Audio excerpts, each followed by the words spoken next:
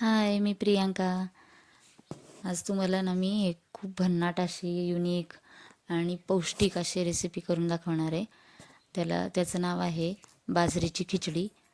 तर 2 वाटी बाजरी घ्यायची, स्वच्छ नीट करून घ्यायची व्यवस्थित आणि स्वच्छ 2-3 पाण्याने धुवून घ्यायची.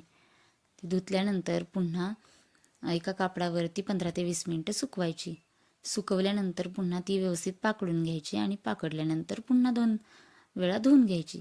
धुतल्यानंतर पुन्हा मिक्सरला बारीक करून घ्यायची, थोडीशी ओबडधोबड बारीक करायची. नंतर आपण अर्धी वाटी शेंगदाणे, अर्धी वाटी हरभरे आणि अर्धी वाटी पावटा घ्यायचा.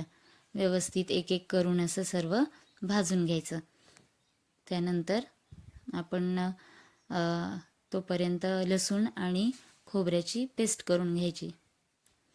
आणि हे सर्व करून झाल्यानंतर कुकर घ्यायचा. कुकरमध्ये 2 चमचे तेल टाकायचं. जिरे, मोहरी, हळद, कढीपत्ता, लसूण आणि खोबऱ्याची पेस्ट टाकायची आणि बाकीचं सगळं सामान टाकून घ्यायचं आपण.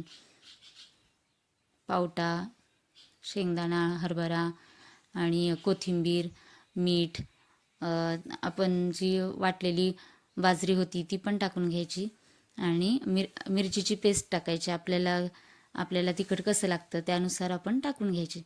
नंतर आपण 2 वाटी बाजरी घेतली आहे ना, तर त्याला 5 वाटी पाणी घ्यायचं. बाजरी शिजण्यासाठी भरपूर पाणी लागतं. तर मग एवढं टाकून मग 4 शिट्ट्या करून द्यायच्या त्याच्या. व्यवस्थित शिजल्यानंतर ही इतकं सुंदर लागते ना, मसाले भातासारखंच लागते. त्याच्यापेक्षाही सुंदरच लागते. तुम्ही एकदा करून बघाच, परत परत करून खाल.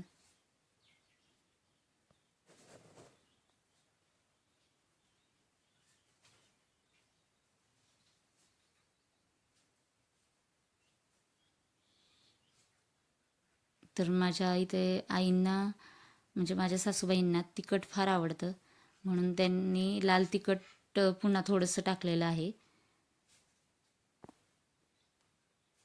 आणि ह्याच्या आता 4 शिट्ट्या करून घ्यायच्या व्यवस्थित. बघा कलर किती सुंदर दिसतोय.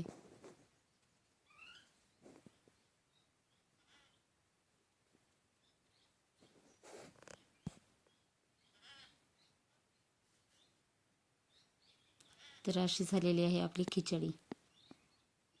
आता प्रिशा सांगते कशी झाली आहे खिचडी. प्रिशाला तर खूप आवडली आहे. तुम्ही पण सर्वांनी करून बघा. आवडली तर नक्कीच मला सांगा कमेंटमध्ये.